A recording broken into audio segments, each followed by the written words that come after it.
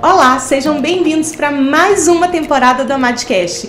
E depois de um longo período sem vídeos, estamos de volta, né, Ana Paula? Essa temporada promete. Essa temporada realmente promete. E para abrir com o pé direito e assim, em grande estilo, estamos recebendo a doutora Eliette Cipani. Oi, Eliette! Bem-vinda, Eliette. Obrigada.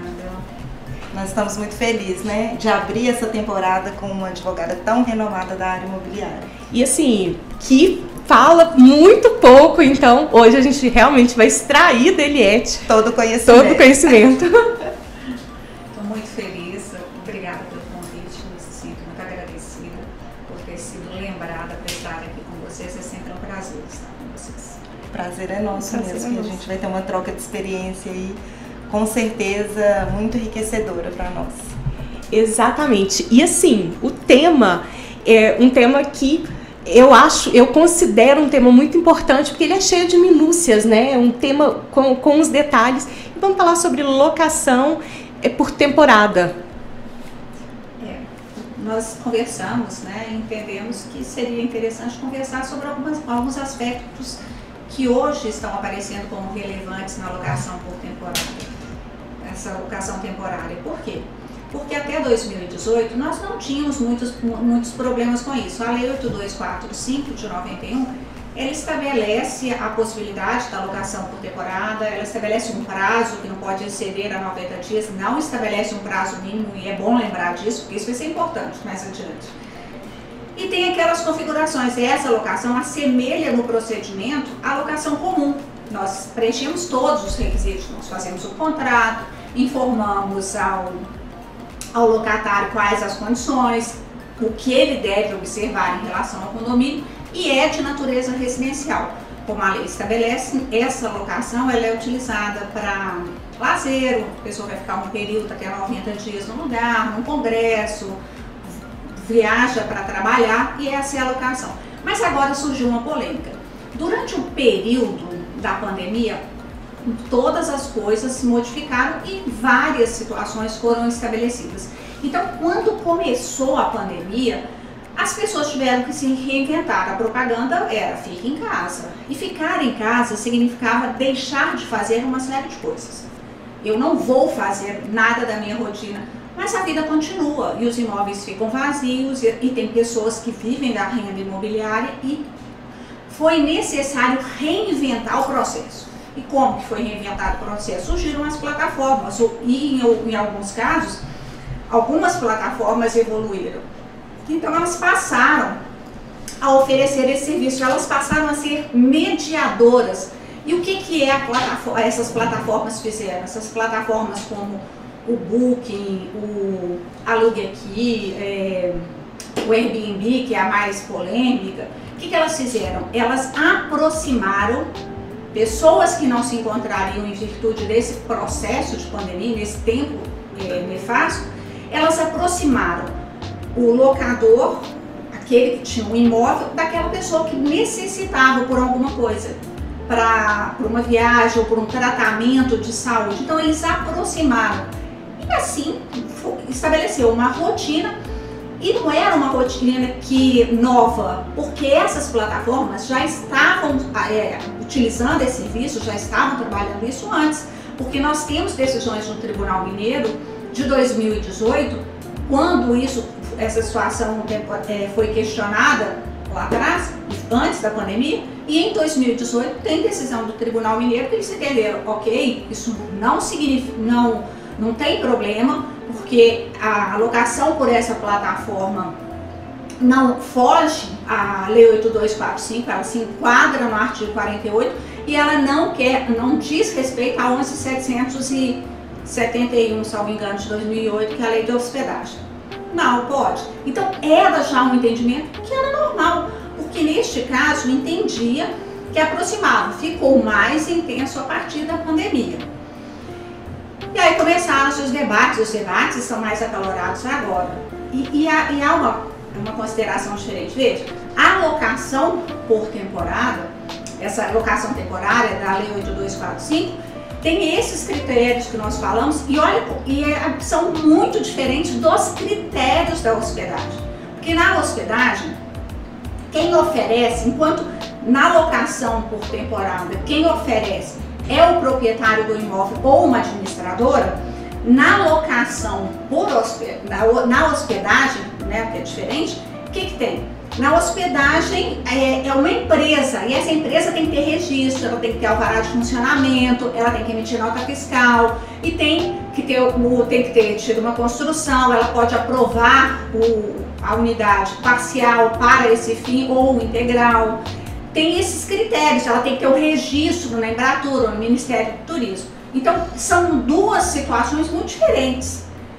E as pessoas estão questionando que, através do envolvimento da plataforma Airbnb, o que de fato está acontecendo é que a hospedagem está sendo levada para os prédios residenciais. No meu entendimento, isso não deve ter essa aplicação nem esse entendimento. Mesmo porque, quando a pessoa entende dessa forma e atravessa, abandonando uma condição com a qual todos nós temos que trabalhar, que é a condição do avanço tecnológico, isso tem que servir para a gente em todos os segmentos e não pode ser desprezado no direito imobiliário nessa locação temporária. Não pode, para mim, não pode ser desprezado.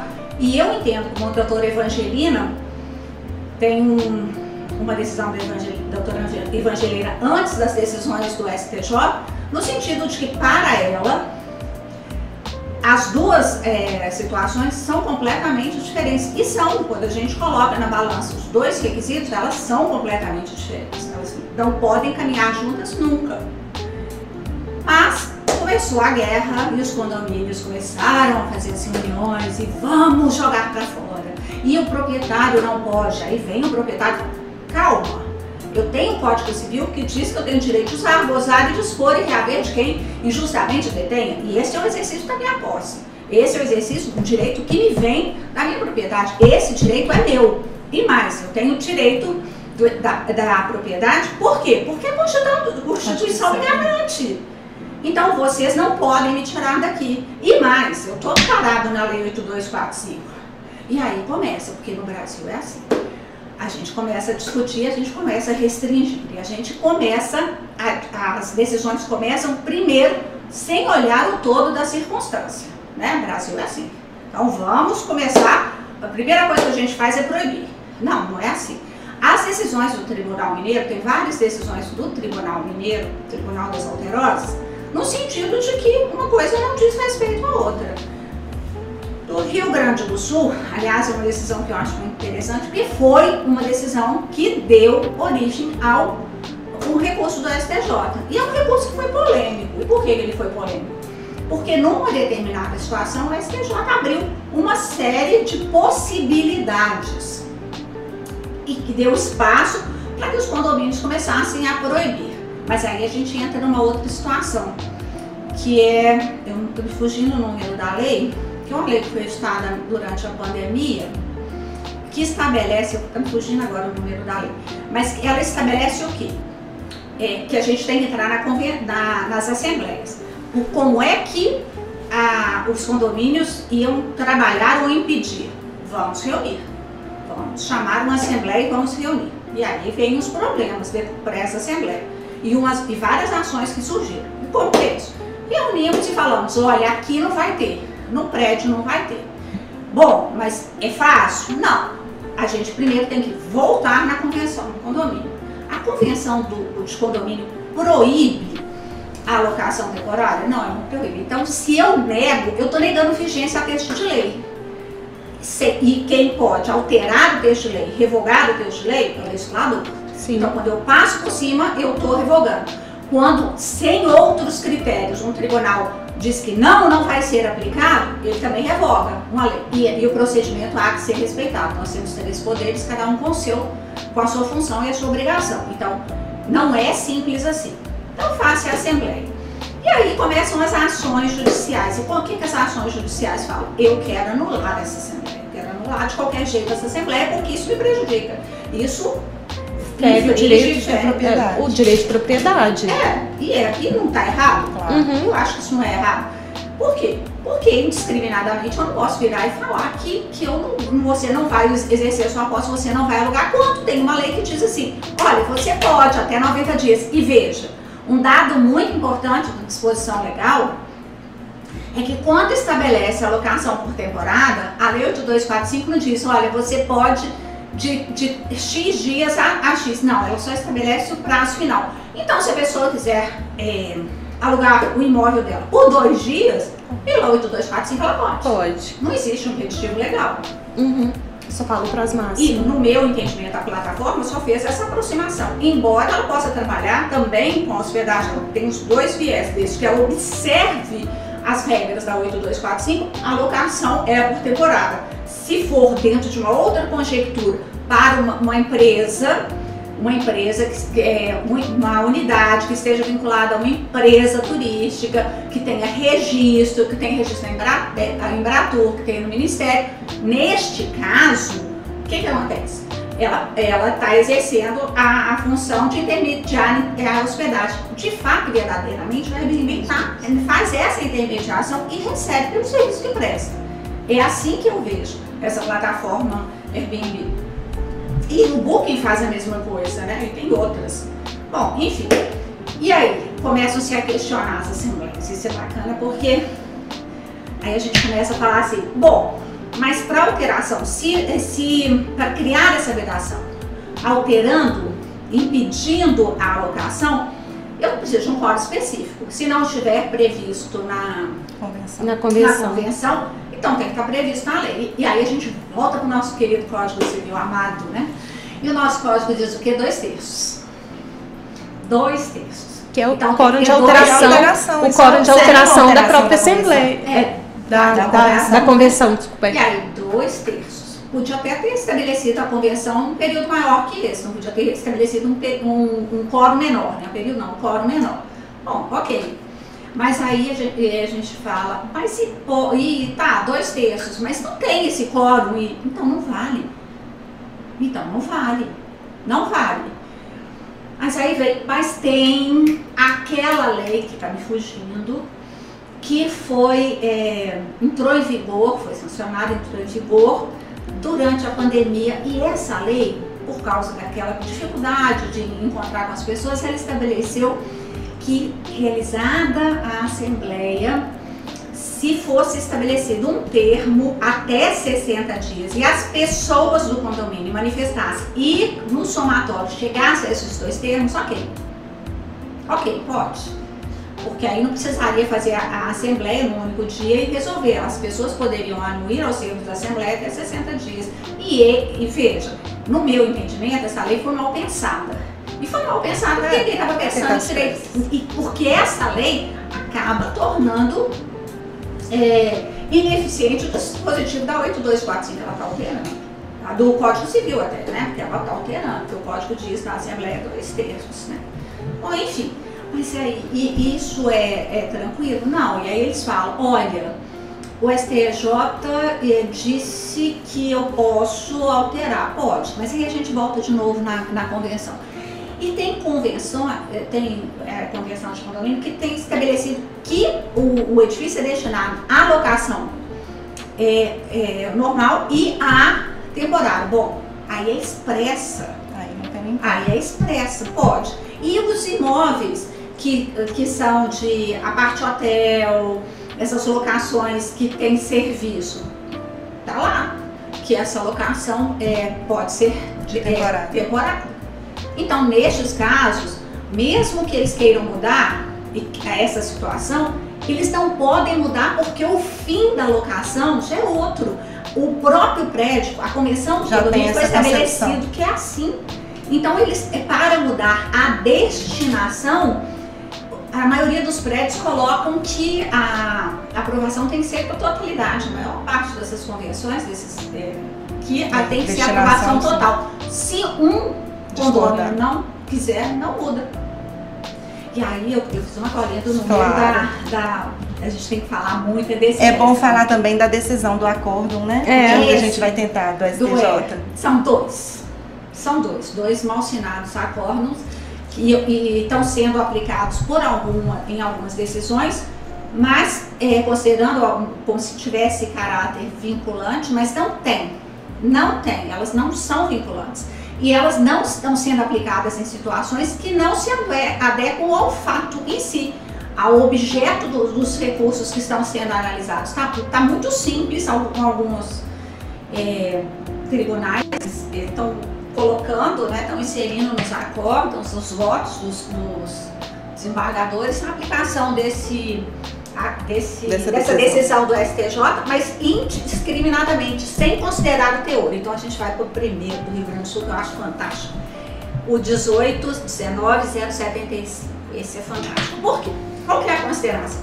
Não, este falou que a convenção, a Assembleia pode, desde que não obedeça o quórum e desde que sejam consideradas as outras circunstâncias. E desde que ela não atrapalhe. O que o acórdão? O acórdão fala de segurança, que nos edifícios poderia mudar. Por quê? Porque, embora o Código Civil diga que a gente pode usar, isso não tem que ser próximo e tem que observar a segurança dos demais. Ele tem que observar a condição de vida, a observância das regras do condomínio. Do sossego, da segurança. É diferente, porque não está considerando que a locação temporária, mesmo que ela seja intermediária, ela tem que apresentar as regras. E quando não são cumpridas, cabe ao síndico fazer o serviço dele. Aplique as multas que são. É simples assim. Não é impedir, é usar a convenção. Desrespeitou? Aplique a multa ao proprietário e ele pague a multa. E ele seja compelido a forçar as pessoas a quem ele aluga a cumprir. Bom, mas essa decisão do STJ, ela versa sobre uma situação em que uma pessoa transformou o imóvel dela em hostel. Ela fez vários quartos, criou uma estrutura hoteleira e começou a receber os seus hóspedes nesta condição. Embora ela não tivesse feito o registro que era devido, o registro para trabalhar com hospedagem, e não conseguiria dentro de um prédio residencial, ela não conseguiria. O que ela fez? Ela criou o hostel e começou a utilizar, e aí o condomínio, é claro, gritou, e tinha que gritar. Lógico, uma situação diferente. Tinha que gritar.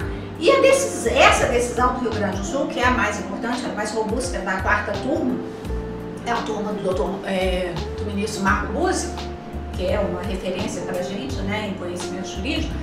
Ela trabalhou essa situação da locação temporária pela plataforma em cima do caso concreto. E o caso concreto é que essa locação foi transformada, esse imóvel dessa senhora foi transformado num hostel, e hostel é hospedagem. E aí a gente sai da caracteriza a locação e vai para 11771 de 2008.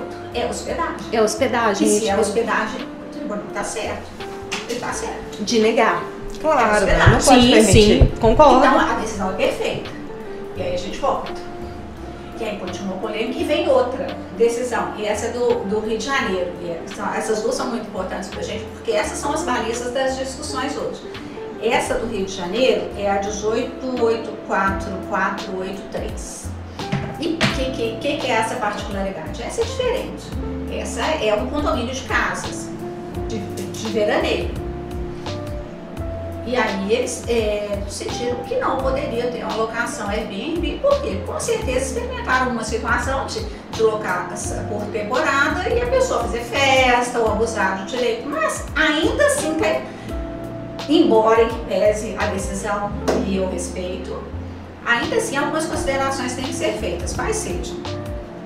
Nós estamos falando de um condomínio que é destinado a uma vida mais suave, né? Com férias, lazer. Mas esse condomínio, e aí também esse condomínio foi transformado, foi alocado pela plataforma Airbnb, e não estamos falando aqui de um condomínio, de um edifício, que é diferente, né? E dessa locação contemporânea, e embora o Rio de Janeiro, a decisão do Rio de Janeiro tenha sido confirmada, eu até trouxe, se quiserem ir. Embora tenha sido confirmada, essa locação específica não acresce nada à decisão, que é aquela decisão mais robusta, que dá os parâmetros do Rio Grande do Sul.